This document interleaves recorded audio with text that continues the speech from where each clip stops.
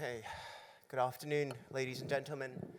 It's a privilege to be here at Stratcom 2024, and it's great to see a large crowd here because we are going to talk about perhaps one of the most important sessions of this summit.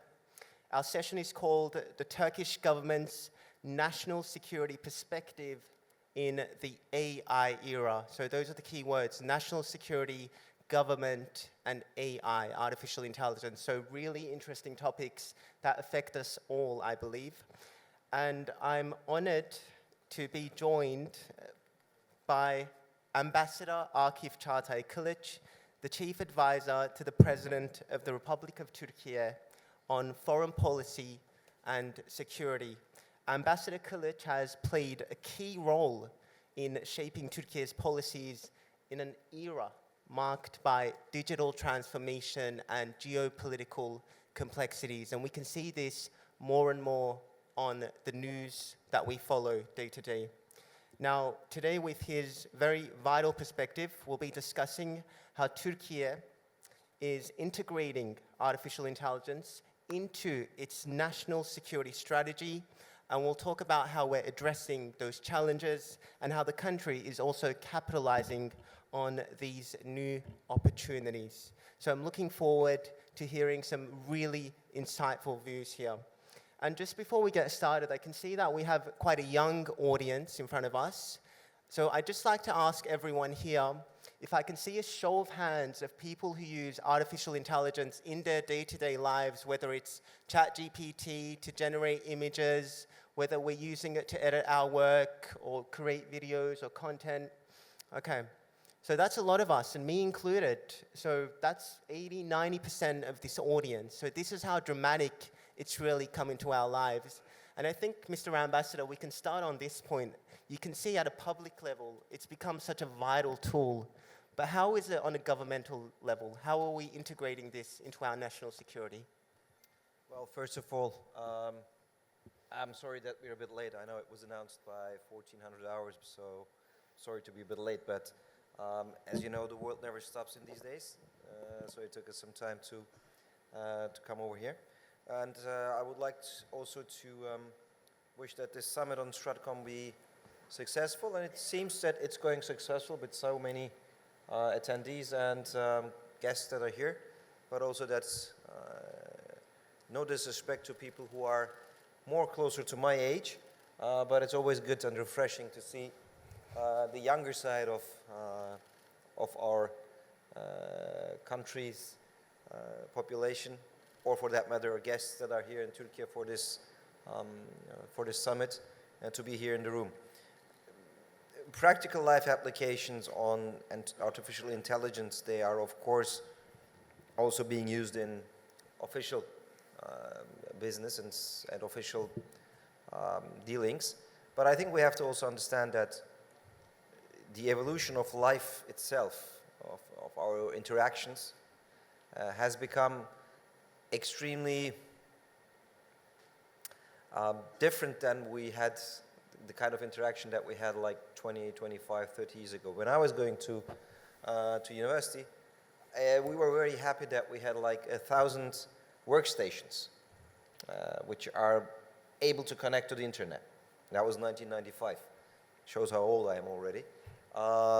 Don't feel that way, but that's the experience that we have. So when I started out my university studies, we had 1,000 workstations that were connected to the internet. And on that internet we had like, if I'm not mistaken, if memory serves, it's like 15 or 20 internet pages that were committed to Turkish news. So you had a few newspapers and a couple of internet sites which were referring to news from the country. So that's a 18-year-old teenager who's starting his university studies abroad, and he's trying to connect with his country and his own day-to-day life that he's used to for the past years.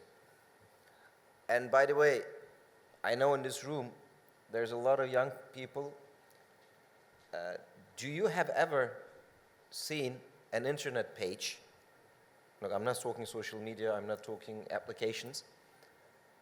An internet page that took 2.5 minutes to open, to download. Has anybody seen that here? No? I'm getting really old. In our days, it was like, okay, we have these internet sites. You connect to them, and you get the news, but it doesn't happen instantly. It takes about 2.5 minutes for one page to download, to open, as we say. So you can imagine that from that time until today, if anything happens to your mobile devices, and you can't open a page in like 5 seconds, 10 seconds, okay, let's go to 15 seconds. At half a minute mark, probably everybody is frustrated because they can't open it. They can't access the information, the picture, whatever is on there. So that's how fast the world is turning today. And this has an automatic effect also on international relations and international politics. What took us a week, a day, 2 days, 3 days in the past to make a decision, I mean a day is even very quick, is taking us today 3-4 minutes. So yes, the whole general concept of information technology, if you will, IT, I don't know if they use it still. In our days it was IT, information technology. Still IT. Pretty sure it's still there, but C++ and things like that. But today the application of it and the application into our lives is much, much deeper, wider, and faster. And that automatically affects any decision-making process that we're in.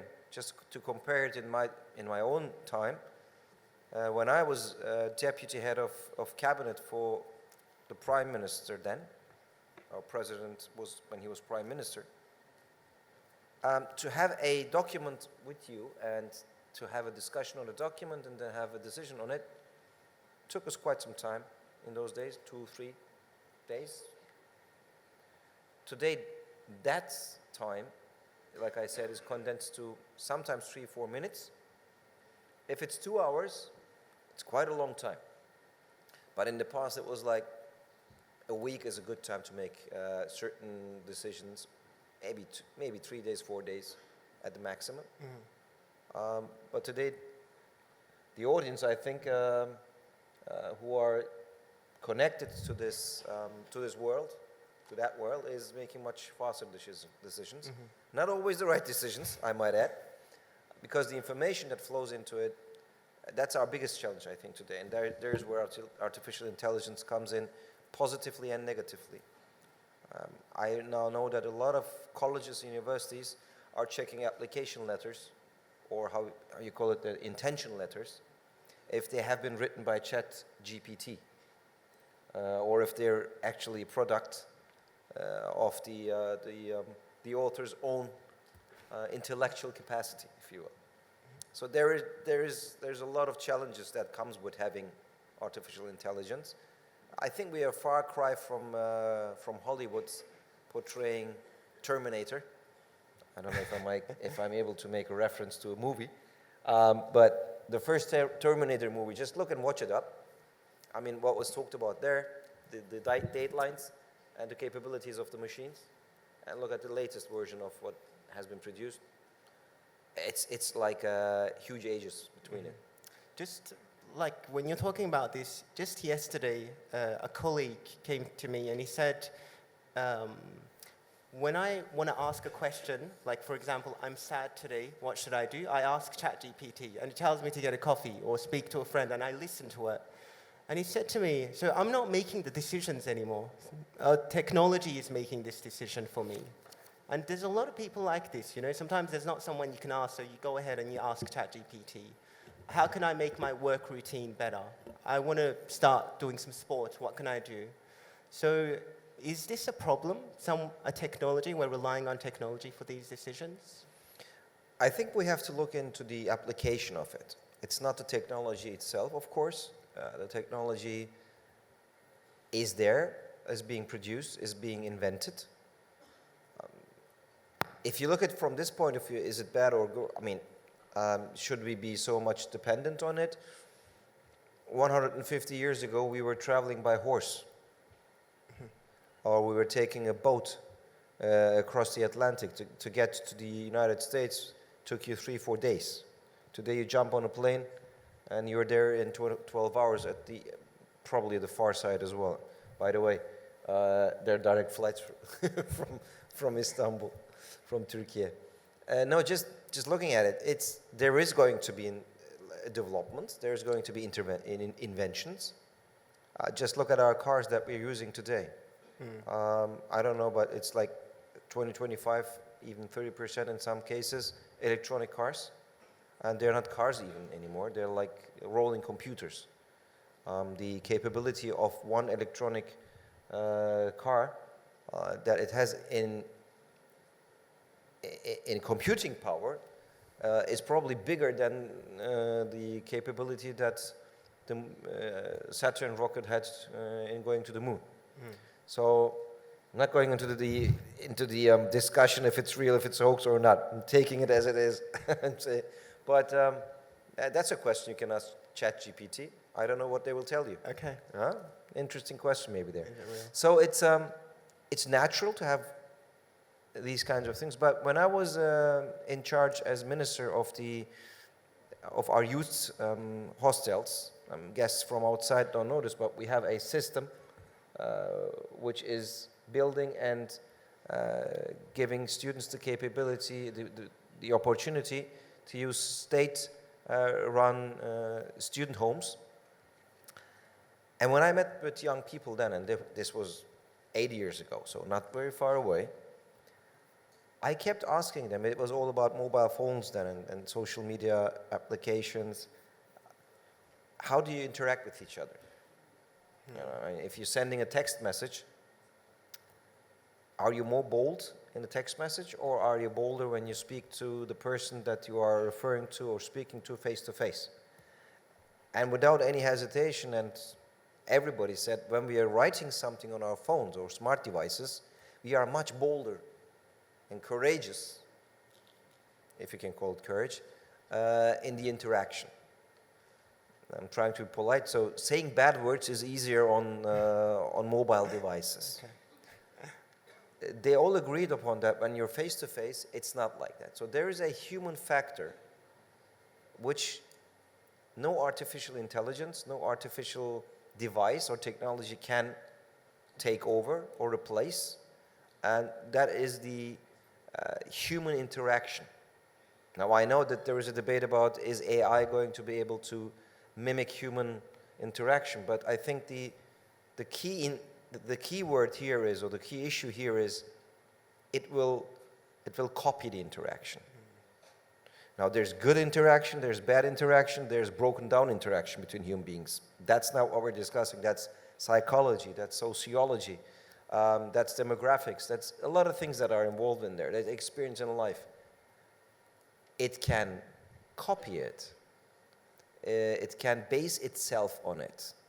But it will need a certain guidance, if you will, to go to produce that. It's not, and I think the word creation is used very mistakenly here. My personal understanding and my personal belief is that creation is not what we're talking about. Creation is something else. That is reserved for another power, if you will. But we are producing, we are developing, we are inventing something, but we also have to remember that the core of everything that we're doing is the human. Now, I do remember a book I read, and it was explaining about humans who are sort of in cubicles living there, and their surrogates are around, walking around on the earth. But again, that idea puts the human again in the center. You need a human being which has a breathing, living soul in order to produce and copy something. So in that sense, I think we are still in the driving seat. So like this idea of guidance, I think that brings us to an important topic disinformation, because What? disinformation, because this is one of the problems many governments around the world are trying to deal with social media, digitalization, artificial intelligence, Definitely. including Turkey's Directorate of Communications. They started a department just to confirm certain stories. So it's very vital. Do you think AI here will help us, or do you think it would exacerbate this problem? Well, first of all, really the Director of Communications and its head, Professor Alton, who's a good friend of mine, is doing a great job with all the institution as well in it to try, I wouldn't say fight, but try to correct the issues regarding disinformation. It's a struggle. AI can certainly help us, but AI can also be responsible for disinformation. Because if you use artificial intelligence in cyberspace to create, for example, I've seen a video the other day on social media where world leaders who only speak their own languages are speaking 5, 6, 7, 8 languages better than the natives who are speaking those languages, and it looks real. But it's a production, or it's a product of artificial intelligence. So that shows you how far that technology is able to go. But it's always about the end use. How are you going to apply it? For what are you going to use it? This might sound cliche, but in my job, I have to make sure that whatever information I'm giving to the president is correct. I can't just go about and check something on a social media platform and say, okay, this person or this head of state or government has said this, and we have to reply to that. If I do that without checking if it's real or not, and the head of my state and government replies to it, I might produce a serious, or be responsible for a serious problem. And that has repercussions. Not personal ones, but state-wise. Yeah. You know, I mean, you have military capabilities at your disposal. You have intelligence capabilities. You have the police force. You have judiciary. You have the parliament, different branches of government that are going to be involved in it. And you can produce a pretty bad situation, if you will. So it's all the interaction with it. And sometimes, yes, AI is responsible for disinformation because it is used in that way. It's not the responsibility of AI.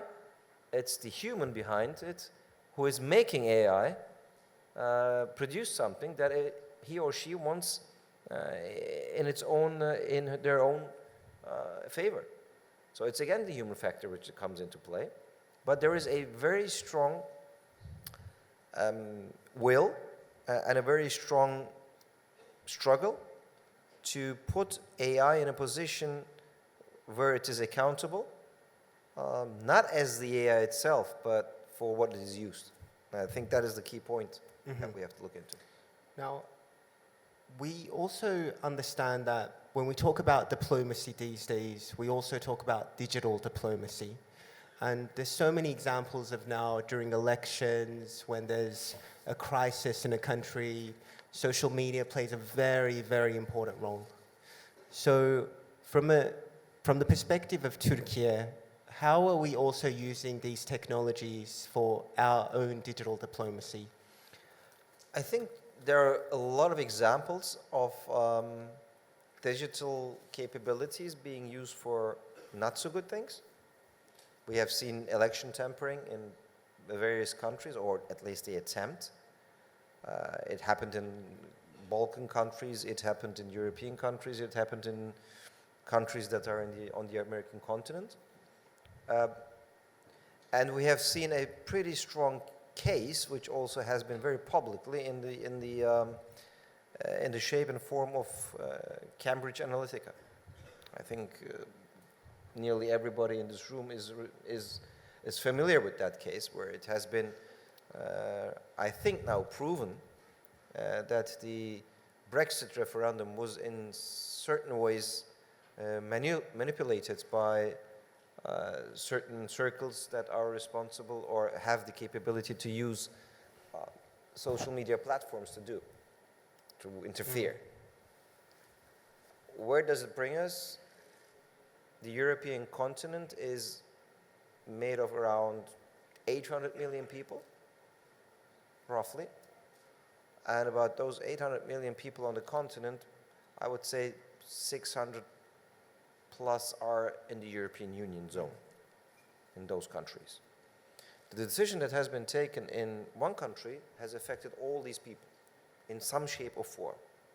And if we bring it down and say, okay, this was done because this part of social media or computing power or whatever has interfered, then you could say that,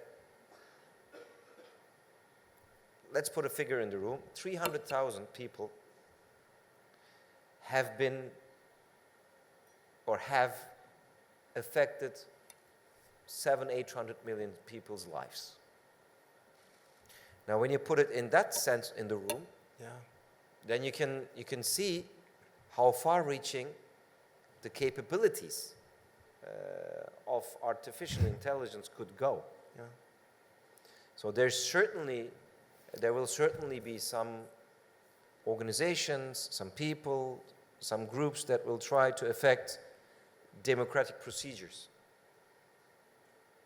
We are not going to be 100% safe if we are not 100% in control of the median that is in between the decision-making process and your decision. Mm-hmm. What do I mean? If you cannot bring out what is put into the ballot box the same way that was put in, to a degree of 99%, 99.5%, there's always bound to be little mistakes, but that is like 0.5% or something which goes in. People make mistakes knowingly, sometimes they unfortunately make mistakes, but whatever goes in has to come out in the same way. If you are not in control of that, as a state, as a country, then we could face serious problems. Mm-hmm. Because the decision-making process of a state is its government, the executive. Mm-hmm. There's also the judiciary and the legislative, but the legislative and the executive powers are decided by votes, by the popular vote in a democracy. Some do also the judiciary, but I'm not talking about the different pillars, they're totally separate, that's another issue. But if you can affect or manipulate how the government is being elected, then you are in a position of seriously manipulating world decisions. We're at such a point now where, like most people probably in this room, at night or during the day, just scrolling on our Instagram feed or whatever. I'm pretty sure 30% are doing it right now. It's just sometimes it's hard to believe what comes across on your feed. Is it real? Did this person really say this? Did Elon Musk just say that? Like this, it's so much everywhere. And another story, one of my other colleagues, he said to me, and he stumbles, there's a lot of traffic when you're driving home, anyone who drives. Tell me about it, yeah. I normally call a friend to pass time, a lot of us do. He said, I have no one to call, I call a character through this app. I said, who do you call? He said, I call Harvey Specter from Suits, if you watch the TV show. And he said, I just speak to him about law, about the world, I ask him certain questions. And while he told me this, there was a female colleague there, and she said, is there Tadic from Fenerbahce? Can I talk to him? And he said, yeah, sure. And she literally had tears in her eyes speaking to this footballer, Tadic. So this voice recognition software, where AI has come, it's so vital. It's so hard to tell the difference whether it's a real thing or not. I mean, what's the mechanism here? Is there something being built to really counteract this? Is that going to be plausible? Or at one point in the future, are we just looking at this to ruin our lives? We are coming back actually to the point again. All the things that you're referring to, which are being done by people, is again being done to interact with another person. Harvey Specter is, okay, he's a fictional character in Suits. It's a good one though. I don't agree with everything that he does, but he's certainly an interesting character. But then again, your friend is trying to talk to a person. No, he might be a script, he might be a scenario, but he's a person. The other friend is trying to talk to a football player, person as well. The relationship between psychology and today's technological world is a very intriguing one. You know, when we know by now that that cells in our body, which are responsible for thinking, are not only in our brain. You know, because that's another way from technology, you know. AI is also being used in medicine. Are we going to have doctors in 10 years, 15 years? That's another question. Or is there going to be a artificial intelligence-driven physician responsible for everything that we do? If you break it down to numbers, you just go give a tube of blood, they check then, the numbers come out, the doctor looks at them and says, take a pill or don't take a pill. Just put it bluntly. Well, the computer can do that.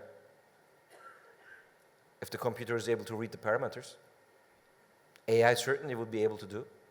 So it would say to you, your cholesterol levels are what, 300, okay? You have to bring them down to 200. What do you have to do for that? Exercise or take this pill. But, there's a but. Now this is analytical thinking and analytical results. But what the physician does is, he checks your numbers, he checks your blood numbers, your statistics, but he looks at your body. He looks at you. And he says, okay, there's other things that are involved here. Maybe 300 is not so bad for you. Let's see. You know? And you go from that. So, is AI going to be able to do that? I don't know. But certainly when you look at it from this point of view, there is going to be an interesting interaction. But coming back to the point, the interesting relationship, we know now that our heart has also brain cell-like cells. So the heart can really think. It can feel and think, according to science. Now, we didn't know that. Some of us did, most of us didn't. But the issue is, what is our psychology going to be with those machines, with those technologies? Because in the end, it comes down to, like I said, the start is, I want to talk to that person, that character. I want to talk to this character or that character. You're always interacting with another human in some shape or form. That's what we are used to. That's when we are happy and sad, and all our decision-making experience is based on that. If you take that away, I'm not saying we shouldn't have all these technologies in it, but we have to be able to think, feel, and make decisions as human beings. We are not just a vegetable eating, drinking, and then going and doing about a thing. And we're not an assembly line. We agree, we disagree. We love, we hate. It's just being human. You know, it's part of us. Sometimes we like it, sometimes we don't. Sometimes we're extremely sad. My daughter is trying to apply for university. She's thinking about her intention letter, or whatever that is called. But she's not using ChatGPT. So that's commendable these days. I'm not saying it's bad to use it, but that's not who you are. You know, it comes down to those questions as well. Mr. Ambassador, with your permission, we mentioned ChatGPT so much. If you allow me, I'd like ChatGPT to ask you a question as well. Now the tough part comes. So I've taken out my iPhone 14 Pro Max here with my ChatGPT application.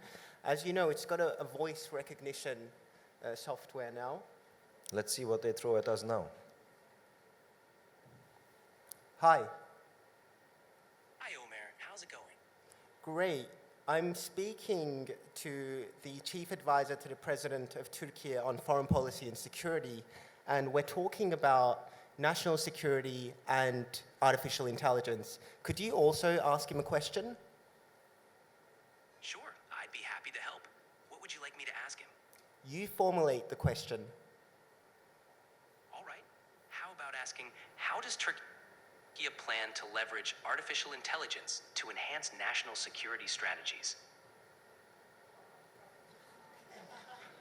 Now that would be scary for 50 years ago if somebody walked in this room. Well, you see, it's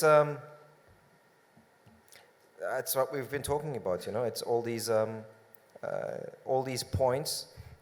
I think the most important thing on AI and national security issues, also governmental issues, if you will, is unfortunately based on security. Why I'm saying unfortunately? Because that is the main challenge. Because anything that is used or can be used for good purposes can also be used for bad purposes. And like I said, a state system, a state structure, is responsible also for military actions, military capabilities, security perimeters, and the well-being of its citizens. If you're using a technology or a capability that is, put it this way, 50, 60 years ago, we were trying to go over each other's borders with tanks, or with battalions of soldiers, using artillery, starting to use airplanes. Today, it's a whole different ballgame. You're using computer-based, because the easier life gets, all your electronic grid systems are run by computers and software. Nobody's sitting on them anymore and trying to leverage some levers or something. It's pretty much a home computer system that is capable of doing bigger things in computing capability. If you attack that with a virus, a cyber attack, disconnect it, you got an electronic problem. If you shut down a city's electricity, imagine in Istanbul, all electricity is gone. Okay, 5 minutes, we're fine. 15 minutes, we're okay. Half an hour, people are starting to get upset. An hour in, chaos. What are you going to do? This is national security issues. And these can be affected by these things. So it's like when you invent a bullet, and you put a bulletproof vest in front of it, then the bullet side invents a bulletproof vest piercing bullet. And then you have to produce another armor. So it's the same race.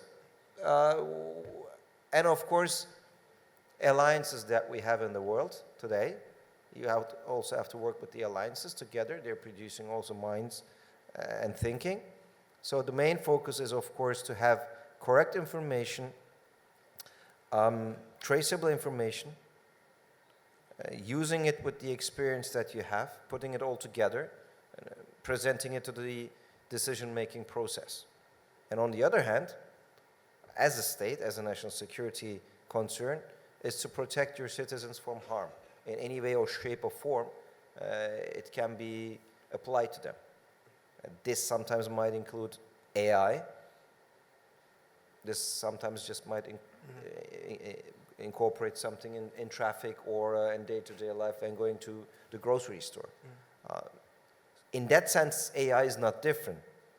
But the effectiveness of AI, the capability of affecting people's lives is, of course, extremely higher than anything we know in the world today, apart from nuclear weapons or weapons of mass destruction.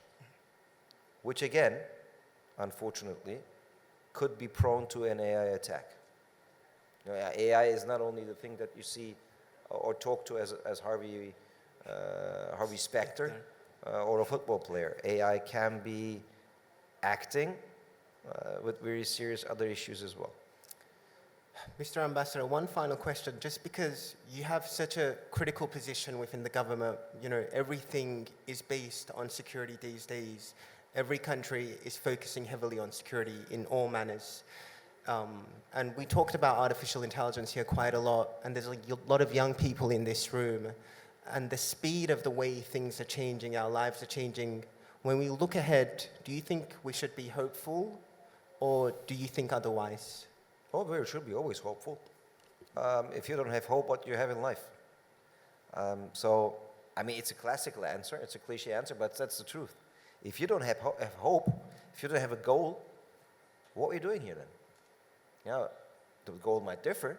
We have different goals, we have different capabilities of reaching those goals, but if we don't have hope to do something, why are we here? Why are we doing what we are doing? Everybody is doing their own responsibility and their capabilities in their life. Everybody is responsible in the sense the potential they have themselves. But when you look at these young people that are here, I think that is, guys, I'm going to be a bit provocative towards you. Sorry about that. But how many are studying in university?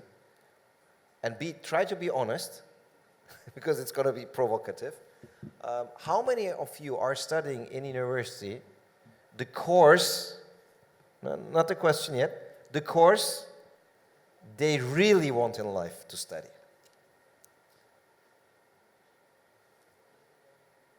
Okay. How many are studying the course that you are studying today in university because they think it will earn them more money?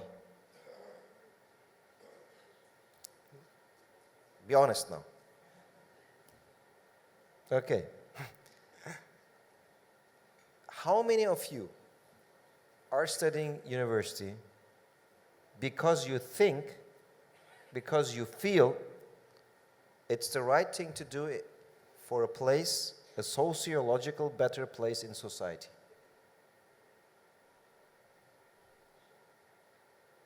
Okay. Now, you've seen the hands. Mm-hmm. When we get to a point where everybody is raising their hands and saying, I'm studying because I want to do it. I want to learn more about this or that. I want to learn more about carpentry. Yeah. I want to learn more about making clothes or cooking. Because it's what I want to do. It's not about material gains or societal roles that I believe I have to do. It's for me, in the sense by saying me to be arrogant, but to be me to fulfill myself. You know, to go after a goal and head towards something. AI is never going to be able to give you that. AI is never going to be able to tell you, if you do this, you will feel fulfilled. I'm not talking about algorithms.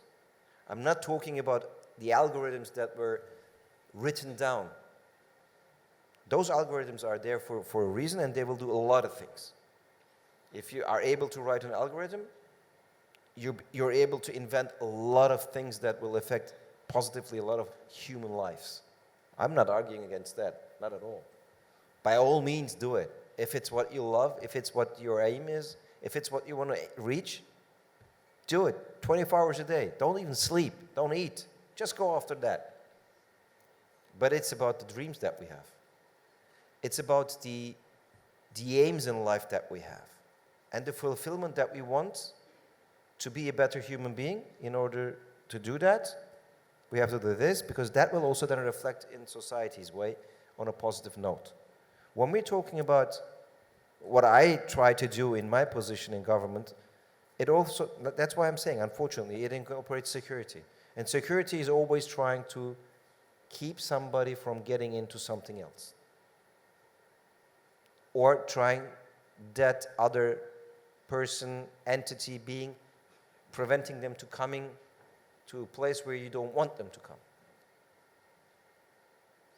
or an idea that you feel is going to threaten you, to combat that, to try to change that. Fight against terrorism. Is AI helpful or not? Goes both ways. Sometimes yes, sometimes no. But it also sometimes helps the terrorists. So it's a flip coin thing. We shouldn't, what I'm trying to say is, I don't know if I am able to put it in a sentence, but what I'm trying to say is basic human interaction and basic human nature, how we are created, and there comes the word creation in it, how we are created will never change, even if we have the strongest computing power system or algorithm or whatever you want to call it, AI for that matter. But it will affect us. It's how it's going to affect us that we have to decide. That's our challenge. If you're going into, I'll give you one point and then I'll stop. If you're going into my job as making the analysis on what is my threat conception, China is producing more algorithms than any country in the world on a daily basis. They have an army of software and algorithm producers, writers, whatever you want to call them, software engineers. That is a security challenge. Yeah. Imagine with the computing power and the algorithm power they will possess or are possessing and what they can do with that. Not putting anything bad on China here, don't get me wrong, don't quote me on that. But it's just a reality. In the European Union, you're trying to legislate, put rules on everything. You have to step this way to that. It's coming to that. And on the other side, in China, people are producing, writing code and bringing about algorithms. Now, who's doing a better job? Who's getting forward? Who's taking more in? Obviously, the ones who are working more. You have to have regulation, but if you start regulating even what you're doing at home in every second, then you might have some problems. And you need young people to do that. So we need you guys, You're not able to do it when you're after you're 50, 60, 70.